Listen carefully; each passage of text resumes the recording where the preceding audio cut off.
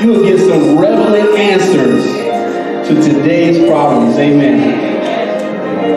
If we could please stand for our vision and our mission statement. Yes. So let's read it together. Our vision is to be the best training and evangelistic ministry in the world. Our mission, center of attraction, exists for the purpose of glorifying the name of Jesus through worship, Christian discipline, and the proclaiming of the gospel. What kind of place is it? A progressive and prosperous place, a place of worship to our God, an apostolic and prophetic place, a place of community and international outreach, a place to explode and grow. And what did Jesus say in John 12:32? And if I be lifted up from the earth, will draw all men unto me. So what do we want to do in this place?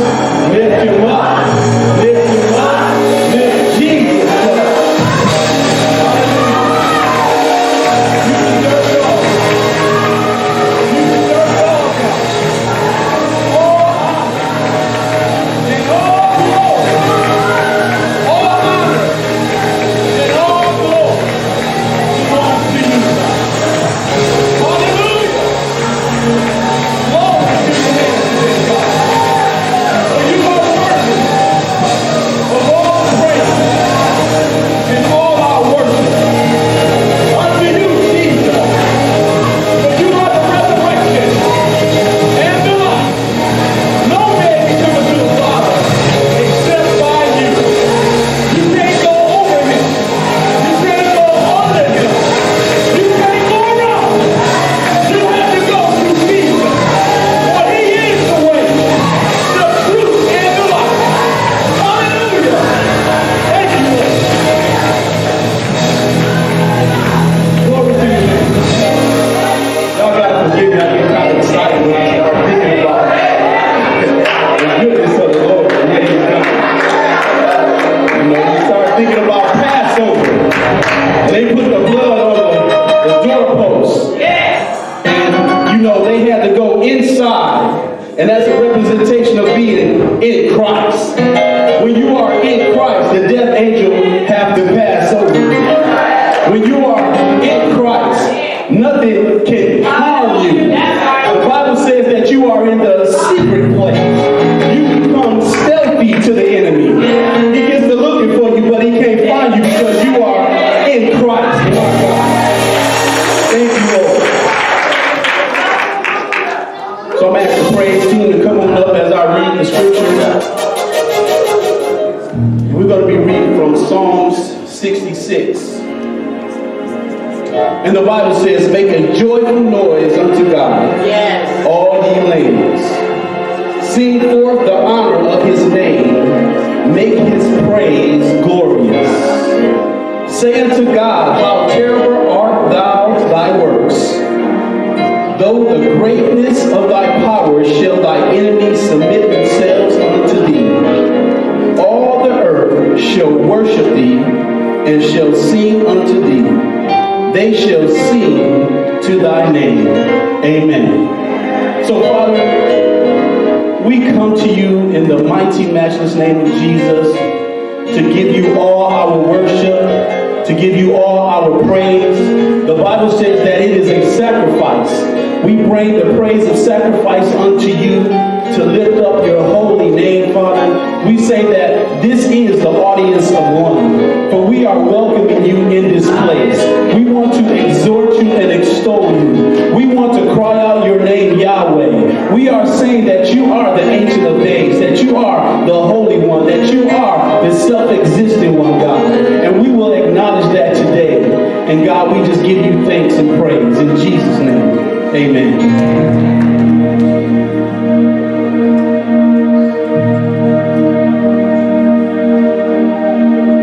Praise the Lord, somebody. Praise the Lord, somebody. Bring the joyful Lord into this house. Praise the Lord, somebody. Praise the Lord.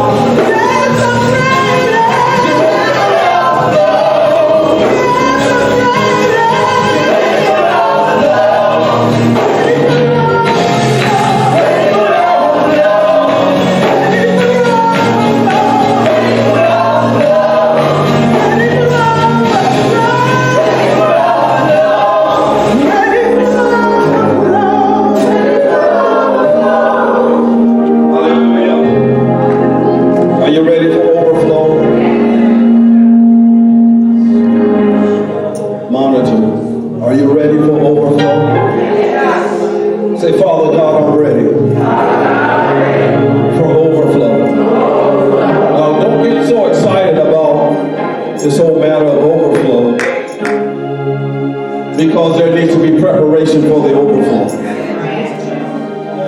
I said preparation for the overflow. If there's going to be overflow, there needs to be space for the overflow. If there's going to be overflow, you got to take care of your business. You need to take care of first before the overflow.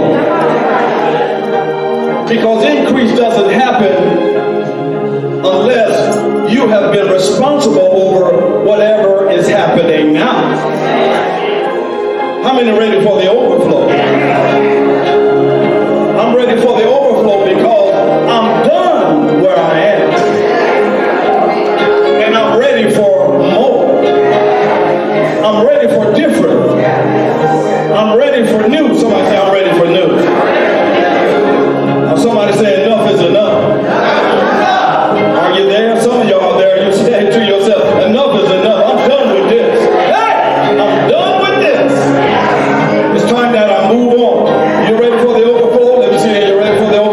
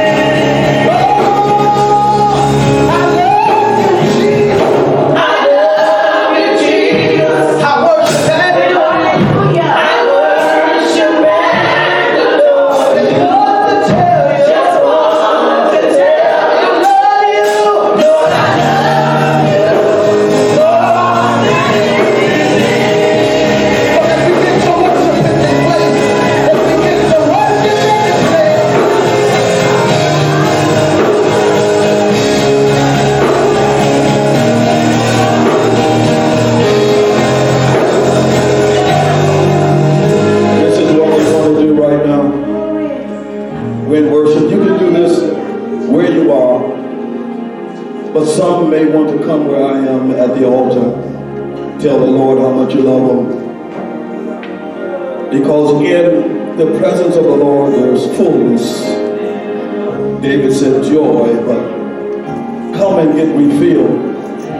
We just sung the song. You come right now while I'm talking. We sung the song about overflow.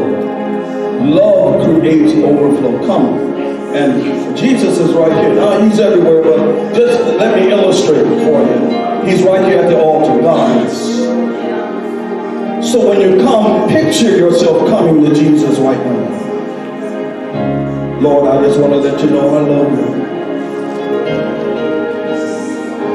Help me to love you more.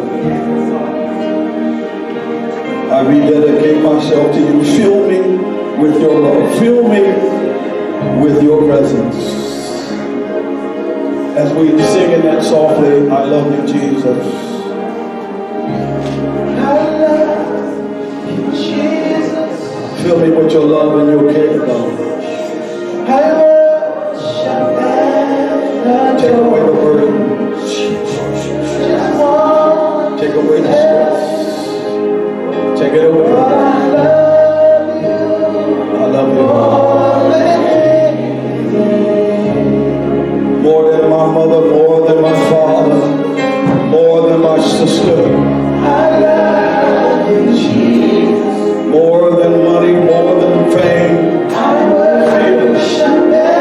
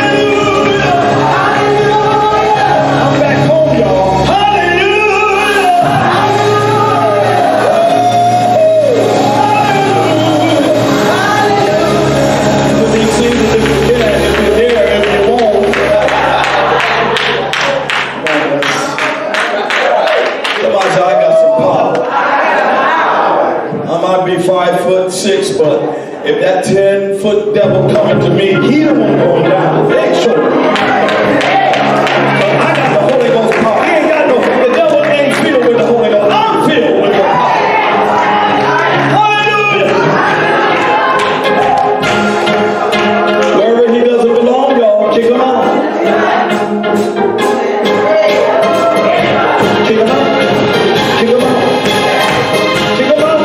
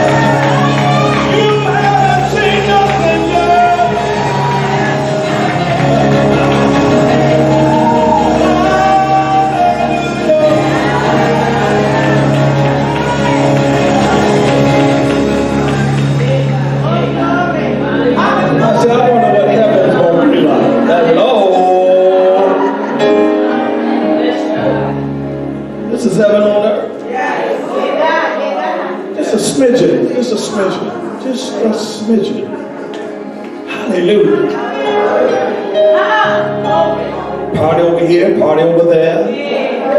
North side of heaven, a party. Where's the after party? The east side of heaven. Well, what's the after? The west side. West side of heaven. What's the after glory? The south side of heaven. South side. There's a party everywhere. We all celebrate with Jesus. Get this notion that Jesus was all stuck on himself. Just Hollywood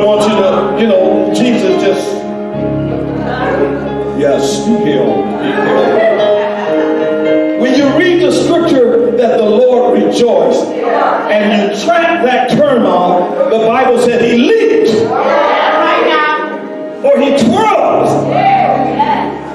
Ah, that's God of Jesus. Hallelujah. And the angels love parties. He said, have you been to Cinema Tract yet? No, I just came back from I'm just giving y'all the news, man. It's popping. It's popping. Popping down there at Cinema Tract. When you find, I know you think that's funny, but it's true. When you find yourself being lifted, and you're doing things you couldn't do before, and you're seeing things you never saw before, the Spirit is moving, but also angels of revelation is giving you revelation and lifting you up where you belong. Hallelujah. Somebody say, give me some heaven on my earth. Hallelujah.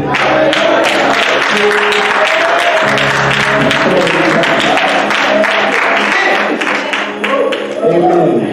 So for those of you that are new here, we're back home. They're back.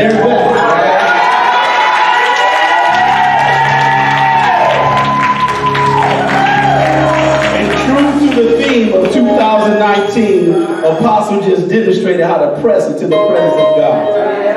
He didn't have to give you any theology and have to give you instructions. He did. He sung it, he danced it, he pressed into the things of God. And so that's our motto here for this year, is to press past the pressure into the presence.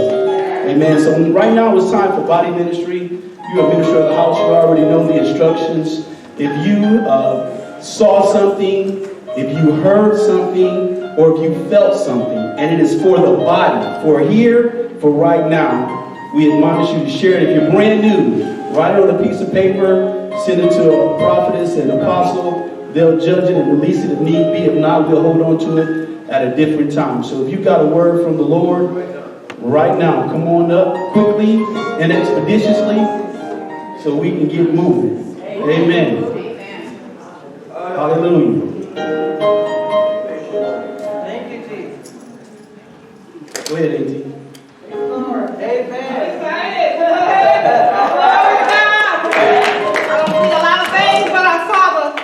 Apostle was talking about the tsunami. I saw it come in the door. And the hurricane thing was swirling, and it whirled down that way, and it came on around.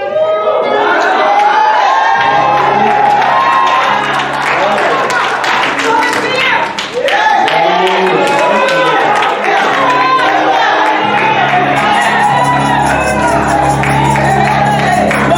You said you saw it. See, I was seeing this overflow. I kept seeing the overflow because it does come that you might have life more abundantly, and the word abundant means overflow. Somebody help me overflow. Come on, give me overflow. Overflow. It means overflow. It means overflow. It means overflow on righteousness, overflow on goodness, yes, overflow on righteousness.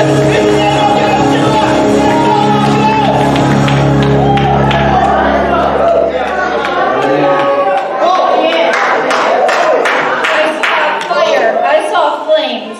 During most of worship, I had my eyes closed. I wanted to open them, but they just felt heavy. But in my spirit, I saw flames of fire. It was Holy Ghost fire. It was refining fire. Those things in our lives that are stopping us to receive the overflow. The fire came so we could throw it and have it burnt up in Christ.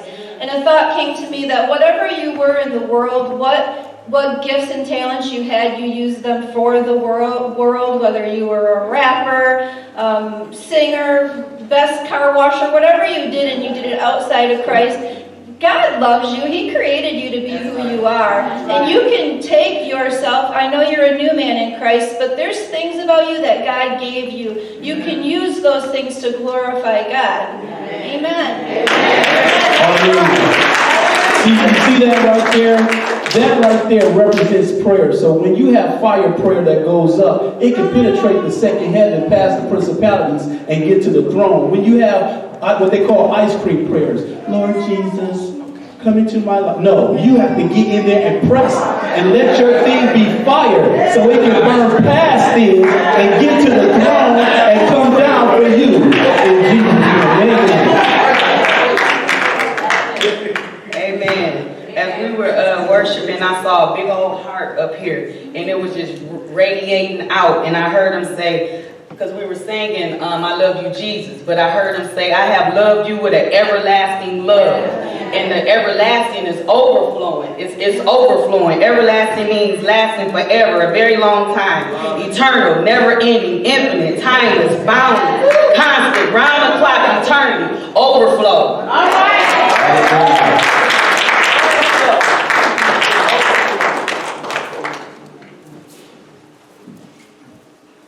I heard him say, in me, as you go, you will walk into the overflow.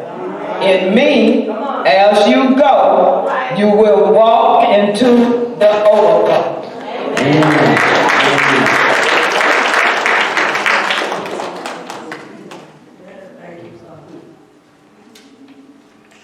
Praise God. The Spirit of the Lord is speaking to the body of Christ today. The Spirit is saying, I hear your cry. I know you love me. So I have made a way by sending the overflow your way. God says, when the overflow comes, be ready for the overflow and rejoice in it. And again, I say, rejoice. The words I had, Apostle gave all the words that I had. So we were singing hallelujah, and I knew that we were worshiping and stuff, and so God took me to Acts 16, where Paul and Silas were in prison. They received many stripes, and then they got in prison. So when you get beat down and you feel like you're in prison in your midnight hour, know that singing and praising and worshiping will cause the chains to fall and the prison doors to be open in your life. Now, the Bible didn't say it, but I just imagine that when the chains fell off, Paul and Silas got up and danced before the Lord. I believe that. So that's pressing into the overflow. And we was talking about, Lord, I love you. And what came to me was that if you take a step towards him, he'll take a step towards you. Lord, I'm getting ready for the overflow. I'm getting ready by fasting and praying. I'm getting ready by seeking your face. I'm getting ready by doing the things you have required for me to do. Not somebody else, but what you told me to do, I'm getting ready. So when I break through, my overflow shall come. And it'll come for you in Jesus' name. Another word here, this is from Kiki. I saw a tsunami rush from the altar. Amen. And so we certainly received that today. I just wanted to come up here also and just say that it's important if we're talking about the overflow. I believe the Spirit. How many believe the Holy Spirit? Yes. That he spoke to us today. Yes. All right? We all acknowledge we want the overflow. Okay? So let me say again. We have to prepare ourselves for the overflow. Get that stinking thinking. Get it right. Start thinking high, lofty ideas. What God can do for you. Amen. You don't trust your finance. You don't trust your body. You don't trust how you're thinking. You don't trust your relationships. You don't trust any of that. You're going to trust God. You're going to prepare your mind. Get out of the valley. Get out of Lodabar. Get out of the mere mediocre woe is me-ness. Get out of that and step up. Because God is wanting to do great and wonderful things. And we have to prepare our minds for that. Then we begin to prepare our environment. Amen. You've been holding on to that stuff too long. You can't fit it no more. Get rid of it. It's 1985. Let it go. Amen. It's all dusty. It's all this. It's all that. That's right. Amen. So you're cleaning your closets out. You're cleaning your storage place out. Amen. And not just that. You're giving your best away. I said your best. Clean it up. Don't give it used. Take it to the cleaners. Whatever you need to do, get it prepared. Amen. So that you can bless someone with. You see, God, I'm telling you this now, will not give an overflow in a stuffy life. You're full of stuff. You have to move out the old, move out the present for the new. So now you need to think about what you need to do. Amen. So that God can do some things for you naturally. Then spiritually, you're going to have to stop being disobedient. You're going to have to stop being misdirected. You're going to have to stop rebelling against guidance.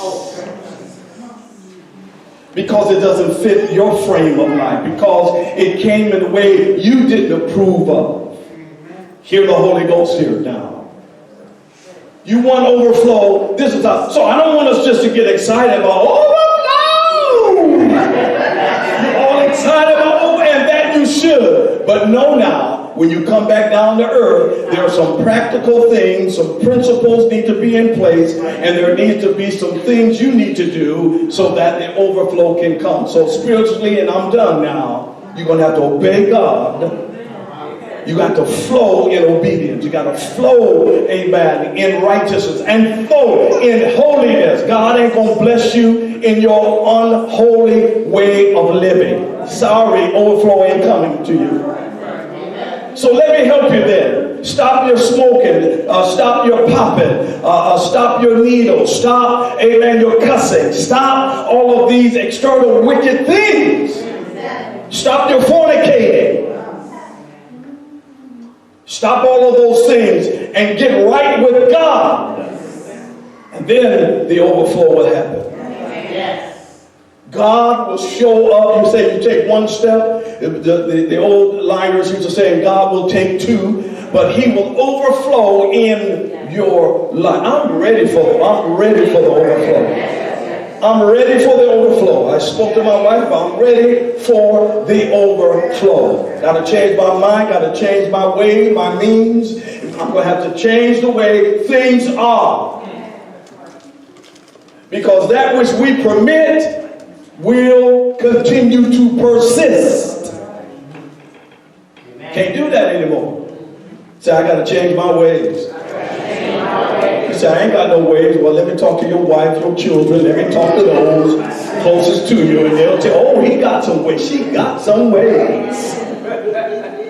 Say, I'm ready to change. And it begins today. Amen. Well, we thank God for those words that went forth. Now it's time for our announcements.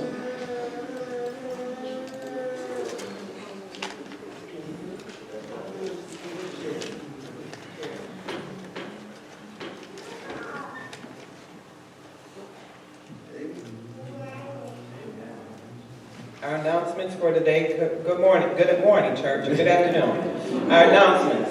Apostle will be preaching at New Covenant on April 28th at 7 p.m.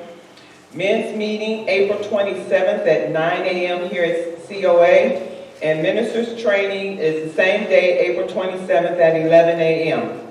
COA's anniversary is May 3rd through 5th, 2019. Be ready to come, to give, and to celebrate. There's a sign-up sheet for food out in the lobby, so those of you who have not signed up, please, I will insist that you do sign up. And do we have any first-time visitors? If we can you please stand and give your church home and who invited you? Don't be shy. All right, are we all family then? Back in the hands of the pulpit. Praise the Lord. Now it's time for Scripture of the Month. Anybody ready to recite the Scripture of the Month? Nobody's looking at you, Apostle. Everybody's looking at you. All right, so let's put Proverbs 4, verse 20 through 22. Everybody please stand. Let's read it together if you can stand. Who's ready? Auntie, stand up, Auntie. Let's do it. You told her? That's okay. Hang on up. Yes, ma'am. Says my son, attend to my word, incline your ears unto my saying.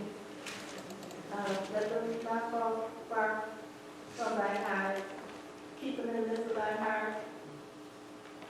Those that find them, Life to those. it was life to those that find them, and health to all those. Amen. Give her a hand. Thank you, Rachel. So everybody, please stand if you can. Let's go ahead and put it on the screen. Let's read it together.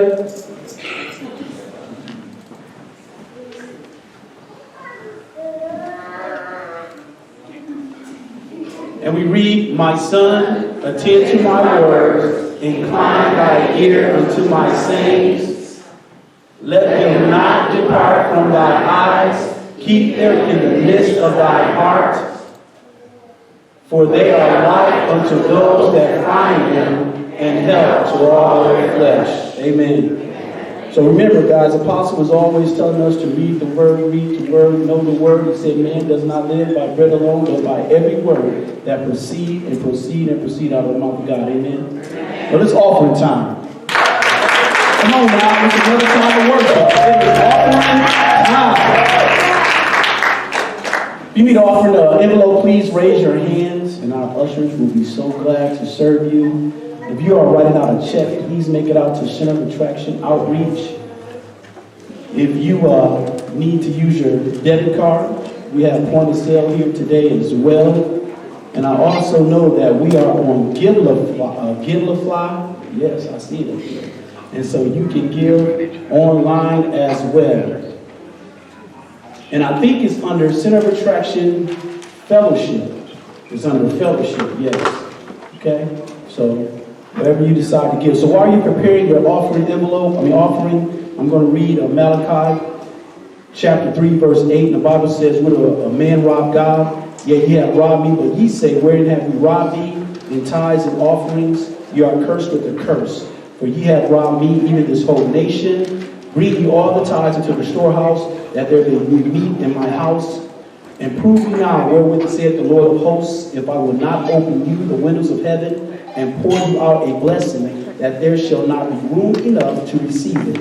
And I will rebuke the devourer for your sakes, and he shall not destroy the fruits of your ground, neither shall your vine cast her fruit before the time of the field, saith the Lord of hosts. And all nations shall call you blessed, for ye shall be a delightsome land, saith the Lord of hosts." Amen. All right, so if you have your offering ready, we're going to read our offering affirmation. I'm going to ask everyone to please stand, if you can. Hallelujah.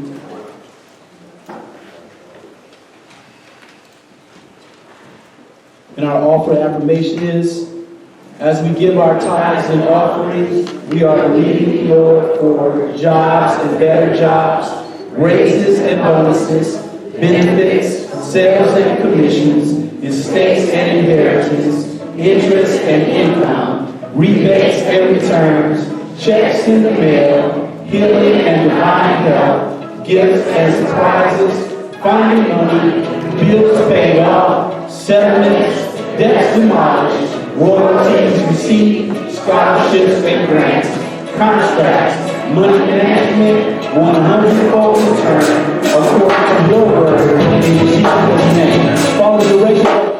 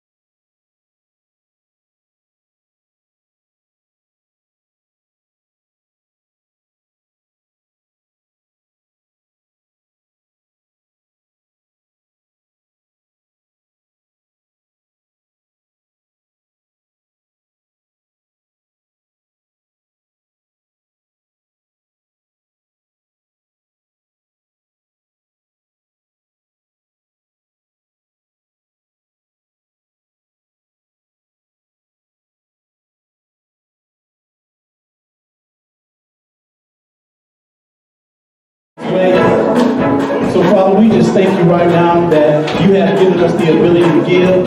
God, we ask that you bless those who desire to give but did not have it. We ask that you press it down, make it and shake it together, and make it run over as many give it to our bosom. And we thank you for it in the mighty, matchless name of Jesus. Amen. Hallelujah. All right, so now we have presentation, video presentation.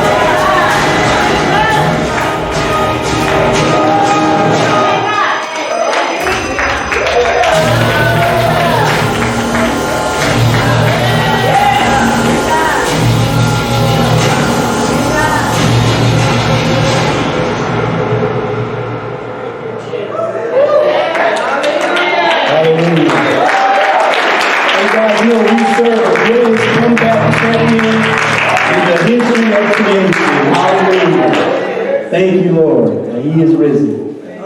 And so now we're going to have a dance presentation by Jasmine, correct? Hallelujah. Let's give her a hand as she comes. Amen. Hallelujah.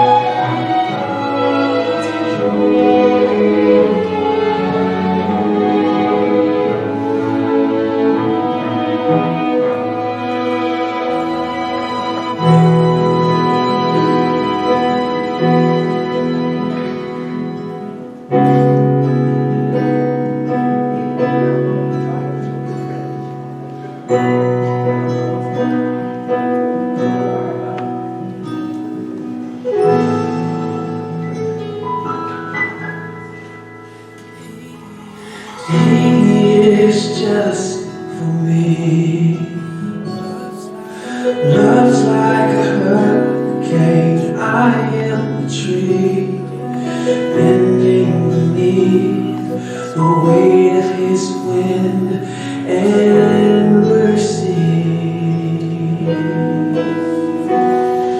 When all of a sudden I am unaware of these afflictions eclipsed by glory, and I realize just how beautiful you are and how great your affections are for me. Oh,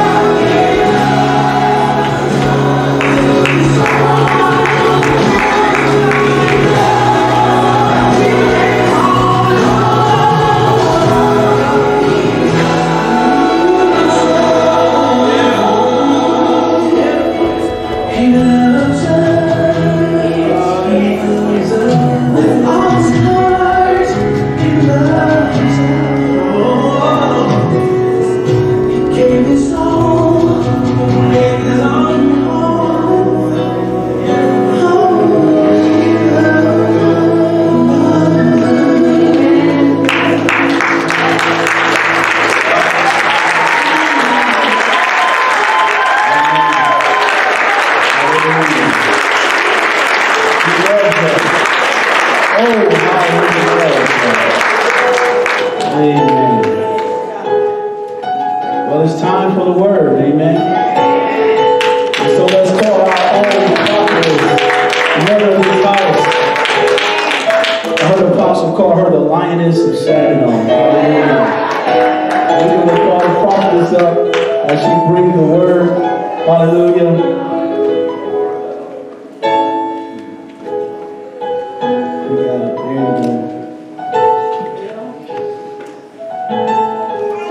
Amen.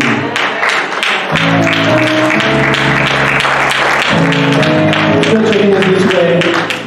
So, Father, in Jesus' name, we just lift up prophetess before you, God. We ask that what she has prepared for us to hear is for the body of Christ. Father God, let her leave not one thing out by the guidance of the Holy Spirit. And by the power of your love, let your anointing go forth, O God, that it just may nourish us as she is called to lead and feed us. And God, we just give you honor and praise for her. In the mighty name of Jesus, amen. Hallelujah, everyone. I love that song. Oh, how he loves us. Hallelujah. He loves us. And I was sitting there. I was thanking God for loving me. We need to give him some worship. It's our time to be intimate with him. We want to thank you, God, for loving us. We want to thank you for coming down from heaven and earth. Taking off your glory. Coming down from heaven to earth. Coming down as the only begotten Son. Willing to take our place. Willing to live a victorious life. Willing to go through rejection and abandonment and hurt. All the things that he went through. But then you went to the cross. You went to the cross. You didn't have to do it, but you did. You didn't have to do it, but you did. Somebody say, thank you, Lord. I just want to thank you, Lord. I have myself in my head 10,000 times. I couldn't praise you enough. Thank you, Lord. Thank you, Lord. Thank you, Lord. Thank you, Lord. Before the foundation of the world, he knew us. While we were yet in our mother's womb, he knew us. Read Psalms 139. Our members were numbered.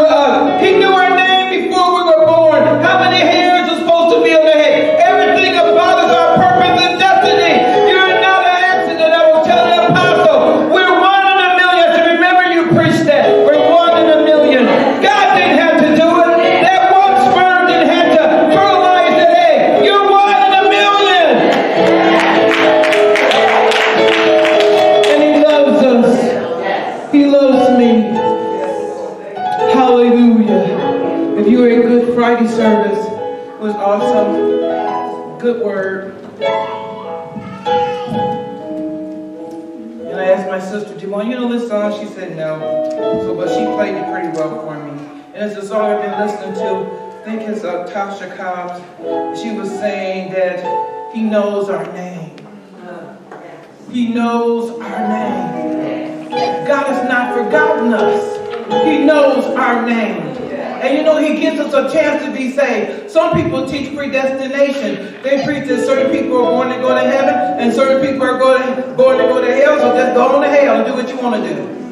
But that's not true. Somebody said, we are the elect of God. We are the elect of God. We have a choice. I have a choice. You have a choice. Lucifer had a choice in heaven and he failed and could never get back. But hallelujah, thank God that God kicked Adam and Eve out of the garden. And he guarded them with flaming sword so they couldn't eat from the tree of life and be damned forever. Say, I ain't gotta be damned. I can go to heaven. I can go to heaven. Jesus came down to help us escape from damnation, from the chains of death, hell, and the grave. And he got up.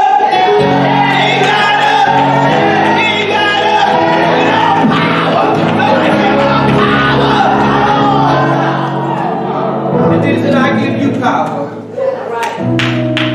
We're not serving a powerless God. Well, this is a short sermon. I kept thinking about this. I prepare my sermons in my mind. Then I write them down. Because it's better that I hear the Spirit of God talk to me than me try to tell the Spirit what to do. That's it. So, I had a sermon I had written on secrets. Secrets. The secret things belong to God.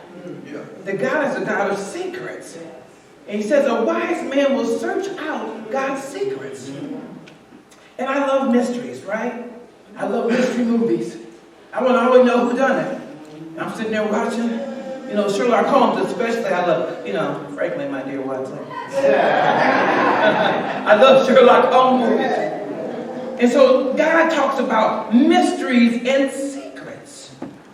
And we need to find out in the Word of God what secrets God has revealed during this season. Let's pray. Heavenly Father, we thank you for the secret of your Word.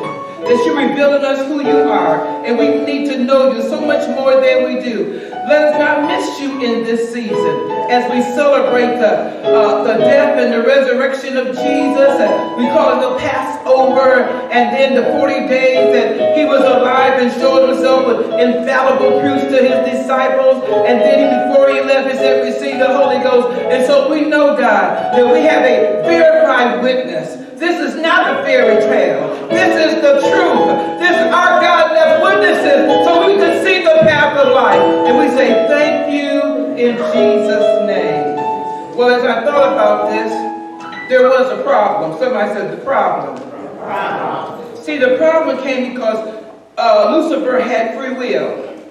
Free will had been corrupted by Lucifer, a high-ranking angel in heaven.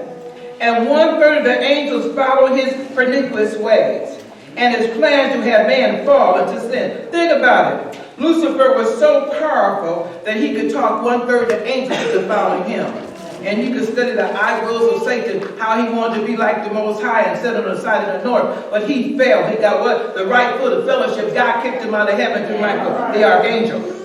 So now we got a problem. Because of free will and Lucifer's free will, we have sin now in the universe. And for some reason, he came down to the garden where Adam and woman were. She was not called Eve until after sin. They were called woman. She was called the man with the womb. They were one. And so he came down to seduce the woman, and then the man transgressed. And our whole mankind fell into sin. There's none righteous, no, not one. There's not a person here that was not born into sin. Look around, look. All of us were born into sin. All of us have the sin nature. No matter what degree it is in you, you still have the sin nature. Now we have this dilemma. Now God is thinking, how to remove sin from humankind and planet Earth. Everybody say, how to remove sin, from humankind and planet Earth. You see, it has to be more than just sin out of us. It's got to be sin out of God's creation too. Right? It says in Romans, the whole creation travailed for a manifestation of the sons of God. Before sin was here, there were no mosquitoes stinging us. There was no lions eating flesh. Come on now. Everything was corrupted by sin, the whole creation.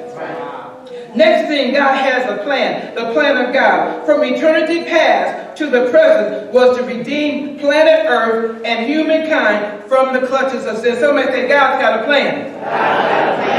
God had a secret weapon that could reverse the power of sin hidden in the Word of God. See, the prophets kept prophesying about it, but they kind of understood, but they didn't understand. And the priests and the Levites, they're all looking to the Word and saying, what is God talking about? But God had a secret plan that could reverse the power of sin hidden in the Word of God. So, like I said, the prophets would prophesy about this plan, but no one really totally understood it totally. Some were looking for a conquering king. Study your word out. Some were looking for a conquering king on a white horse. They wanted Jesus to come down and defeat the Romans. They wanted their kingdom to be established. Even before he left, they said, when is the kingdom of God going to be established? He said, not for me to tell you that. That's the Father's.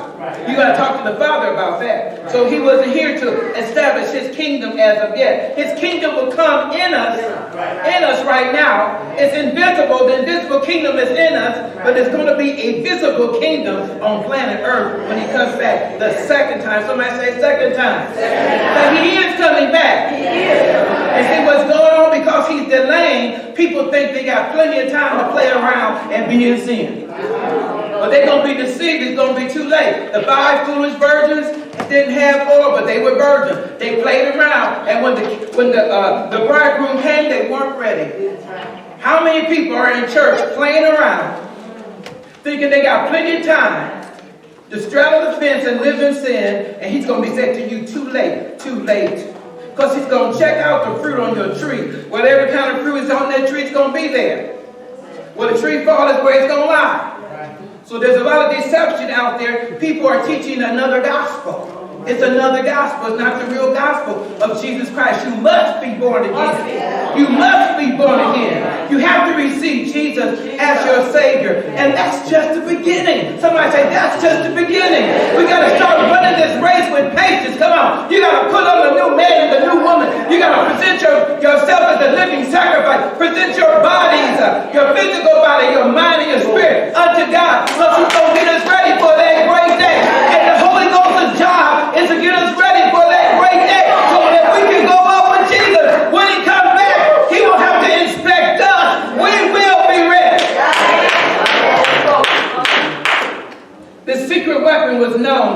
the foundation of the world, and his name was Jesus. Look up Revelation 3 and 8. Find that one for me. It says that he was slain before the foundation of the world. God already knew this. What are you talking about? God knew Jesus had to die from the foundation of the world.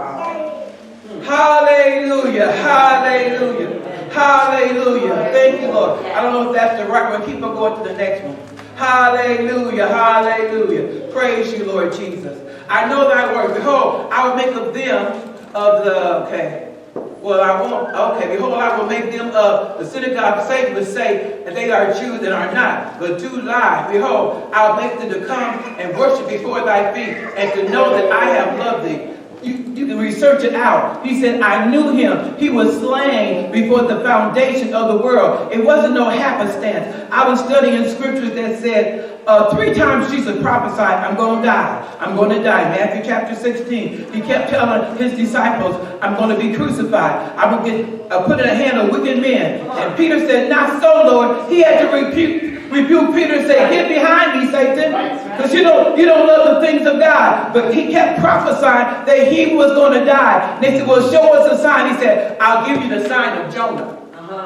In the belly 3 days and 3 nights. That's the sign I will give you. And they thought he was talking about a physical temple, but he was not. He was talking about a spiritual temple himself, going to go down and get up. I'm going to lay my life down, and I am going to get up. So God said, I'm going to show you something, that I'm going to resurrect my son and defeat the enemy through his resurrection. So since the foundation of the world, he was slain before the foundation of the world. And then in Genesis 3:15, it talks about the seed of the woman. That's the first hint, that the seed of the woman will redeem mankind. Everybody want to blame the woman for the problem.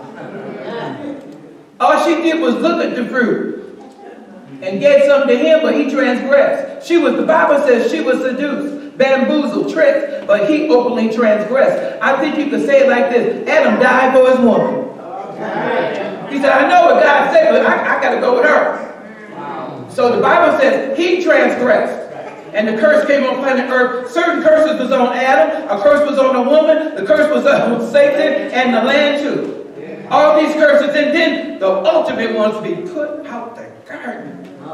Can you imagine being born, seeing a beautiful garden, and you just eating there and laying there? Got to do a little work and all. You're sustained. And this is Pleasantville. It's wonderful. All of a sudden you put out and there's thorns and thistles now. You got to work hard.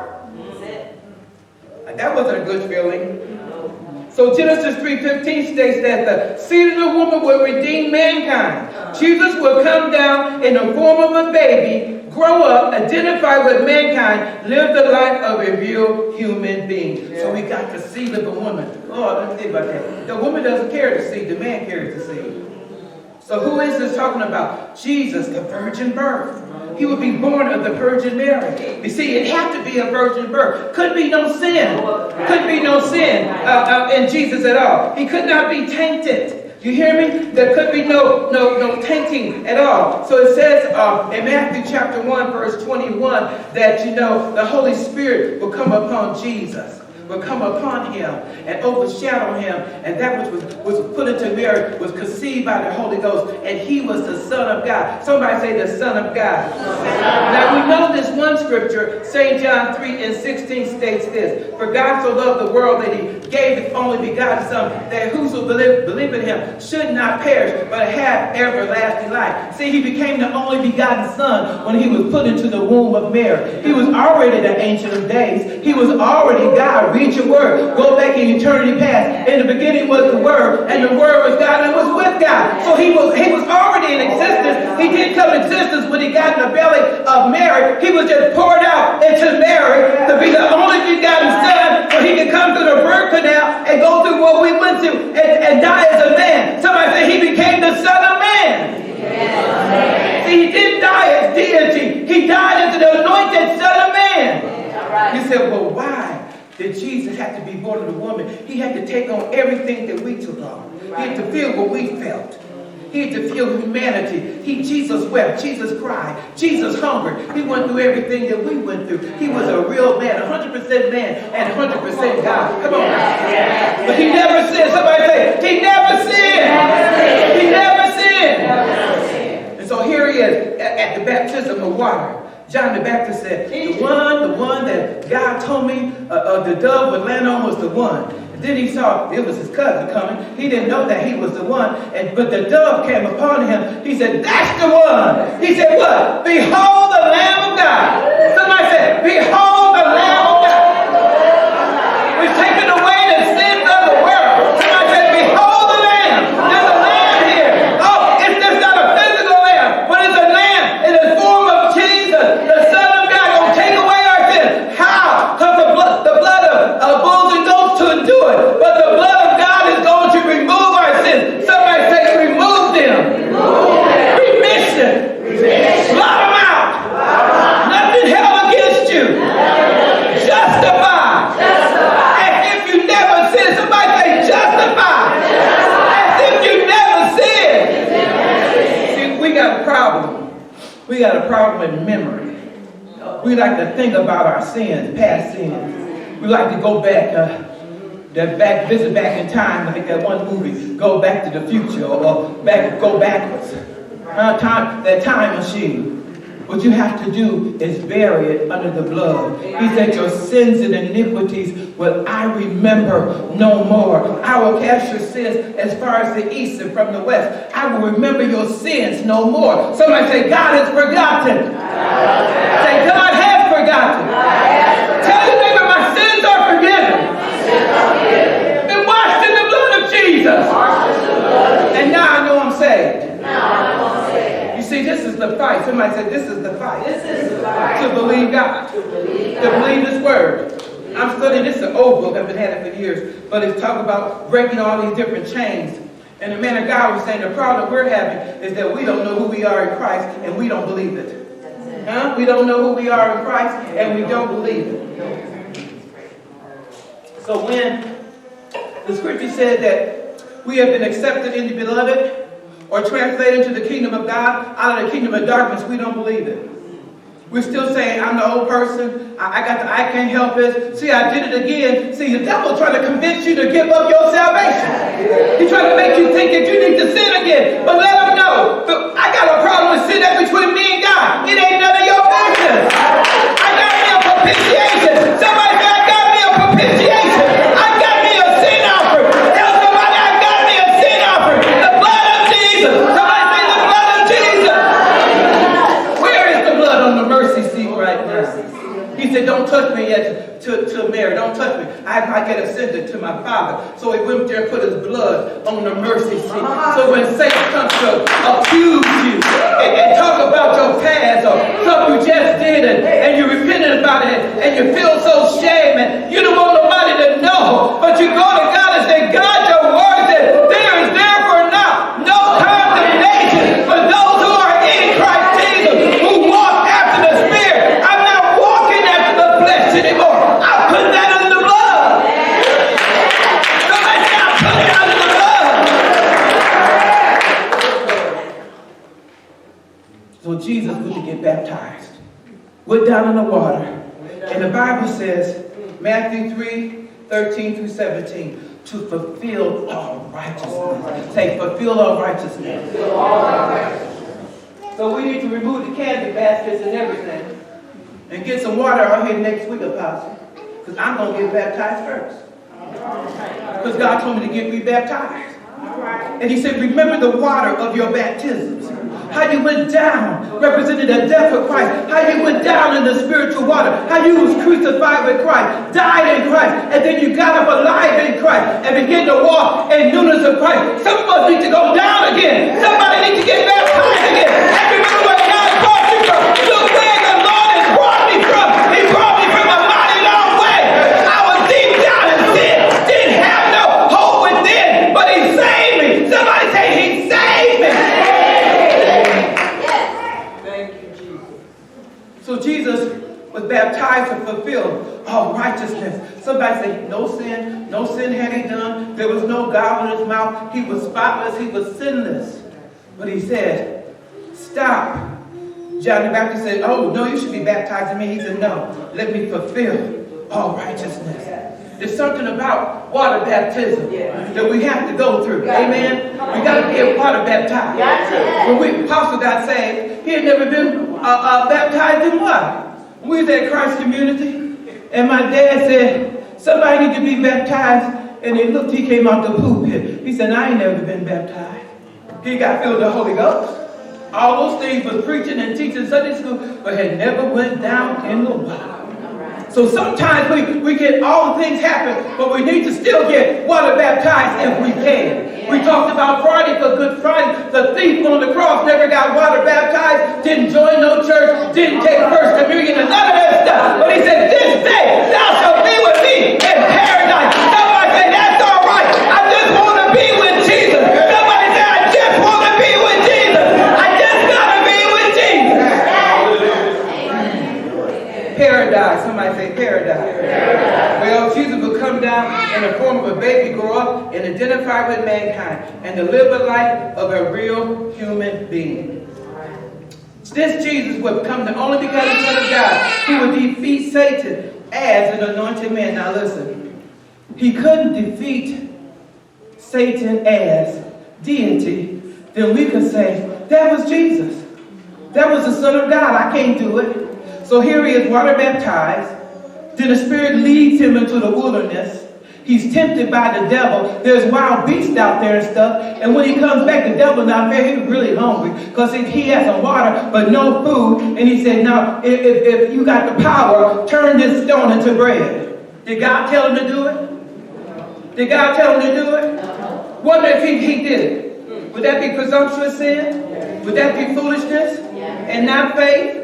But he said, what did he say? It is written. What did he say? It is written. Yes. Fourth, was it 3 or 4 times? Temptations about 3? Don't worship anyone but God. Don't jump off this cliff. Right? Then he took him to a high mountain and told him, I'll give you all of this. There's all the people taking it. Give me the riches of the world. If you just bow down and worship me. See, he still wants to worship. Tell your neighbor, say, he still wants to worship. Say, he still wants to worship. You ask me why? Because he'll want to be. He want to be God. He'll want to be. He wants that worship because it belongs to God, and he's jealous. Because of what? In heaven, he used to be the covering sheriff that was in the very presence of God. He was full of all these instruments and all these jewels and all these precious stones. And when he walked, he was a one-man band, but he lost the glory. Because of sin, Pride in his heart. Pride. Somebody say pride. Say pride to bring it down.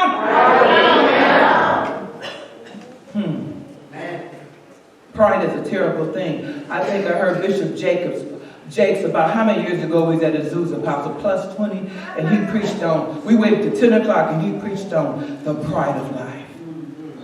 He said, we don't preach about that enough. There's a lot of things we doing. It's because of pride. Self-glorification, and we want power, and we want money, and we want prestige, and we want the pomp, lift me up. Don't you know who I am? And God is shaking his head because he's coming to the church. We got people with churches they are bishop now with 1 member.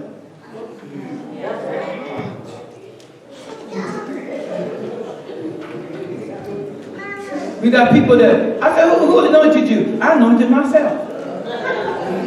Who called you? Who recognized your calling? I printed these cards. Don't you know who I am? No. Let another man praise thee and not thee yourself. Promotion does not come from man, but come from God. You're supposed to be recognized in the house. That's why we're here, the fivefold ministry. It's to recognize your gifting. And then if you turn, a milk butter will rise to the top. Your gifting will rise to the top. If you come in the house and become a servant, but you become so arrogant that you arrive and say, don't you know who I am? I've been sitting here to help you. I said, there's some toilet paper on the floor over there. Some tissue over there. Be nice. Too good to pick it up. Too good to be a servant. Want to be a leader. I'll leave that alone like my daddy said. So you see, after his birth, the Holy Spirit came upon him. This is my beloved son. He went to the wilderness. Then it said after that, he defeated Satan. He came back with the fullness of the power and started doing miracles. Born in the Spirit, right? Holy Ghost born in the Spirit, anointed by the Spirit, led by the Spirit, now in the fullness of power of the Spirit, doing miracles. He went through. Somebody say he went through. I don't understand why I'm going through this process, prophetess. Why am I being tested? You got to pass your test. You got to go through the process so you can come out on the other side, because you don't want to take nobody out with you. Some of y'all, some of these preachers are being stumbling blocks right now. They're falling publicly. It's all in the newspaper. And the devil's laughing, hee-haw, and rejoicing because Apostle teaches the 10 M's. Your ministry, your maturity, your money, your manhood, your marriage. What's the other one, Apostle? They all got to be together. You don't need to get to the top and you got a problem with mammon. Or you got a problem with lust. Your marriage ain't together. And then you fall and you take the whole church. 1/3 of the church still follow you. You got to have yourself, somebody say, together. Say, we ain't got time to be no flames in the church. We don't have time for that. I'm almost finished. His blood was the blood of God. His blood was the blood of God.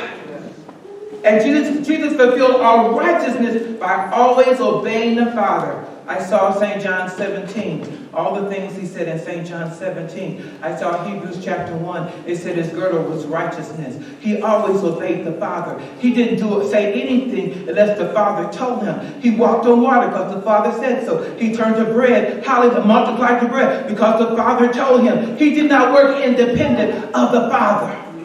Never. He said, everything you hear me preaching say, the Father told me to say it.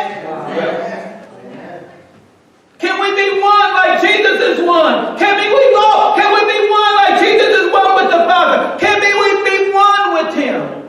That's the challenge.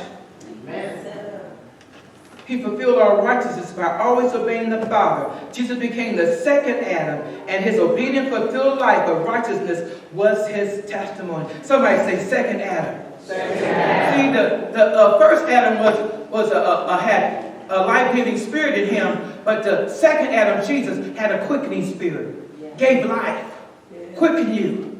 The first Adam drank it to death, but the second Adam will give you life. That's Jesus Christ. And then it said, Jesus pleased the Father and kept the Father's commandments. He said this, if you love me, you keep my Father's commandment. I'm showing you something. I have loved the Father, therefore I keep his commandments.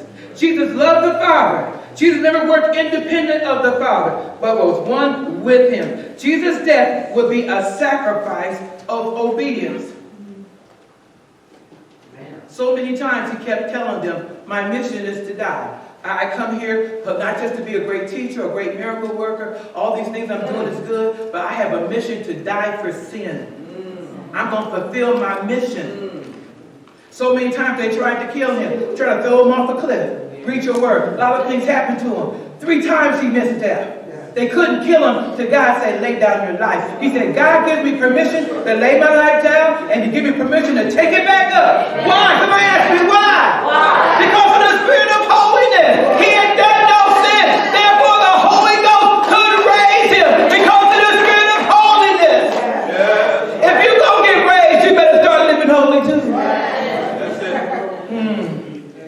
So he became a living sacrifice for the sins of the world. His death, burial, and resurrection caused sin to lose its stranglehold. Can you see that? I saw that picture of that duck, that frog, whatever it was, and it was being strangled, trying to get the word, that stranglehold on mankind. And victory to all who would believe in him. See, his death, burial, and resurrection. We also got to add his birth. Because it's so important about the virgin birth. So the virgin birth, his life he lived, his death, and his burial and resurrection caused sin to lose its power. His death as an innocent victim and life of holiness no guile in his mouth, no yielding to temptation, defeated sin, hell, and the grave, giving mankind the victory. So here it is in 1 Corinthians 15, 54 and 57. So when this corruptible shall put on incorruption, and this mortal shall put on immortality, then shall be brought to pass the saying that is written, death is swallowed up in victory. O death, where is thy sting? O grave, where is thy victory? The sting of death is sin, and the strength of sin is the law. But thanks be to God, which gives us the victory through our Lord Jesus Christ. 1 Corinthians 15, 54 through 7. You see, they don't have any victory anymore. Jesus already died. The last thing we're going to see defeated is death thrown into the lake of fire. That's the last thing. And hell is going in there with him. Jesus is the Christian's hope of glory. Now here's the secret. Jesus is the Christian's hope of glory, to whom God would make known what is the riches of his glory. God wants you to know the riches of his glory. He revealed this to the Apostle Paul, the mystery among the Gentiles, which is Christ in you, the hope of glory. Listen, we didn't have any hope. We were outside the commonwealth. We had no proper God. We were heathens, Gentiles. We didn't know the truth. But all of a sudden, Jesus came into us, faith-believing Gentiles, receiving miracles and healing, and Jesus Christ in us, the hope of glory. Somebody said, I didn't have any hope, so Jesus came inside of me and gave me hope. Which is Jesus Christ inside of you, the hope of glory. Colossians 1:27. Jesus, our hope of glory. God's secret is now man's hope of glory. Amen.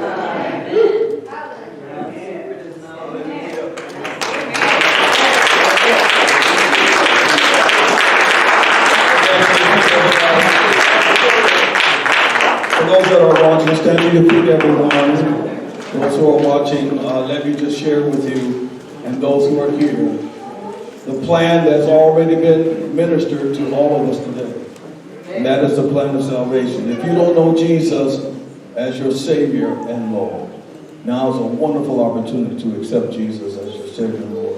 Look at all of what he has done for us. And all to him we owe. And therefore, why don't you give to him what belongs to him already? And that is your soul. That is your life. If you need Jesus today, just raise that hand and say, I need Jesus. I need the Lord in my life. God bless you. Let's bow our head. Father, we thank you for those who have acknowledged the need for Jesus. I saw that hand.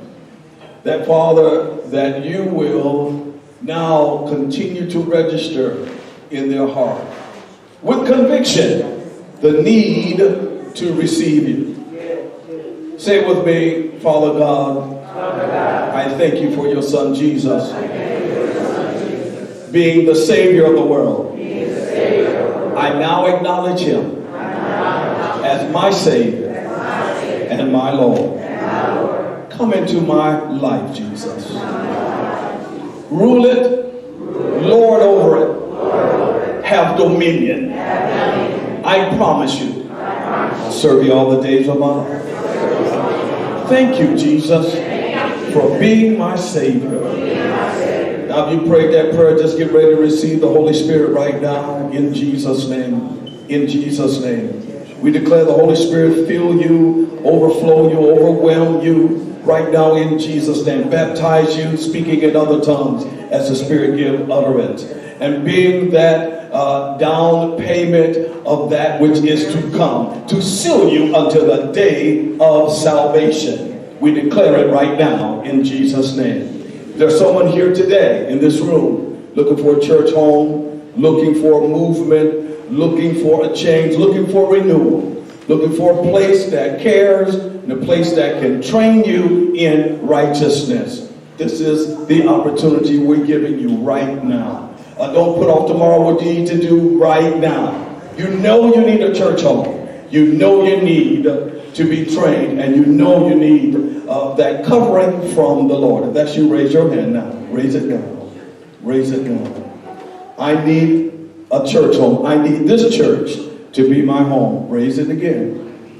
Amen. If there's anyone here today, Well, we've done what the Lord has required us to do, and we thank God for this Resurrection Sunday. Amen.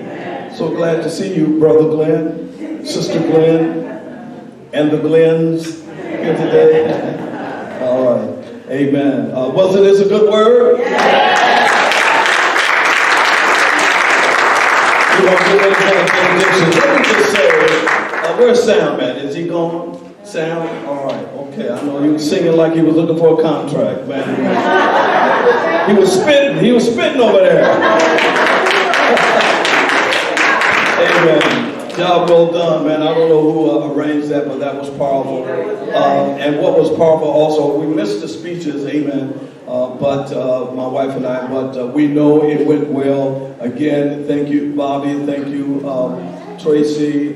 Thank you, Rose. And whoever helped y'all, amen. And those that with the food. I mean, this is a wonderful, wonderful day. And you made it so as you helped us to remind us of the power of resurrection. Amen.